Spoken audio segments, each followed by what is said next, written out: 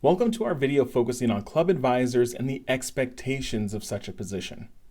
A student organization advisor is a person selected by the organization who can provide guidance and advice in the operations of the organization. There are required advisors that work in student life who likely meet with the club regularly, but what we're discussing here are the often optional advisors who are specialized to that specific organization. Advisors are educators outside of the classroom setting and a resource person for the organization. They will counsel and advise organizations by asking the tough questions. They will assist students in their thinking process, and they'll challenge the organization to go beyond the status quo. Advisors often serve as continuity for an organization as they can pass along valuable information regarding the history of the organization and their past accomplishments. Since officers in a club transition often, this continuity can be key. An active advisor can improve the effectiveness of an organization while also assisting in the positive development of the students. As a disclaimer, the decision-making and the goal setting for the organization should remain in the hands of the student membership, but should be tempered with the valuable insights of the advisor. Advisors cannot vote in elections, they cannot appoint positions, they cannot amend the Constitution, and in general should not be making decisions for the organization. Advisors have four basic broad functions. The first is to help with the leadership development of students.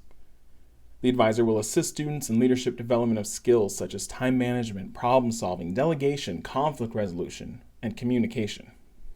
The second is to add to the continuity of the group as members graduate. The advisor will share the history of the organization and explain why past decisions were made to new officers. The third function is to serve as a liaison between the university and the organization. The advisor can explain university policies and connect students to the appropriate offices for assistance. The last major function is to assist in the area of program, content, and purpose. They will assist in the development of projects, events, and activities. This role is flexible, though. The exact role of the advisor should be determined by the advisor and the student organization together. This role may vary from org to org, based on the organization's needs and goals. Ideally, the advisor is not just a signature. The new student leadership of the org and the advisor should have a conversation early on to determine the role and expectations of the advisor, and the advisor's expectations of the students. The specific expectations of an advisor depends on the student org's needs and the advisor's leadership style and level of commitment. Advisors should meet regularly with organization leaders to determine what the expectations of their commitment will be. They should be informed about and consulted with regarding the ongoing business of the organization. An advisor does not take control of the organization. This is the responsibility of the student membership, and if the organization ceases to exist due to inaction by the students, this is an unfortunate but appropriate outcome. Advisors cannot meet requirements set by the university, but they can only nudge the students involved to complete those requirements.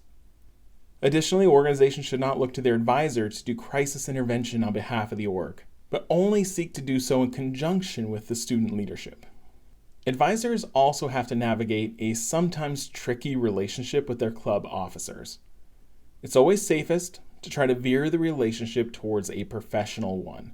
We know that often advisors might spend substantial time with the officers, such as coaches or frequent presenters or other consistent advisors.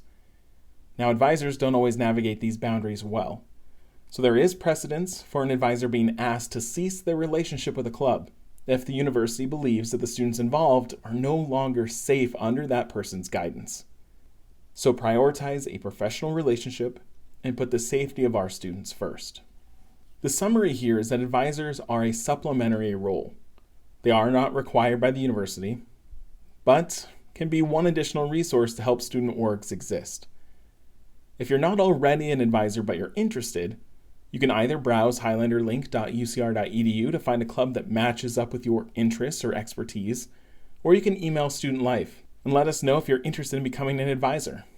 We can then let you know if any groups have asked for potential advisors. We understand that not all pairings will be a good fit, so if you decide that you don't want to advise a certain organization any longer, try to give that group as much notice as possible so that they can try to find a new advisor. So thanks for watching, and let us know if there's anything else we can do to help you advise your student organization here at UCR. Thanks for watching.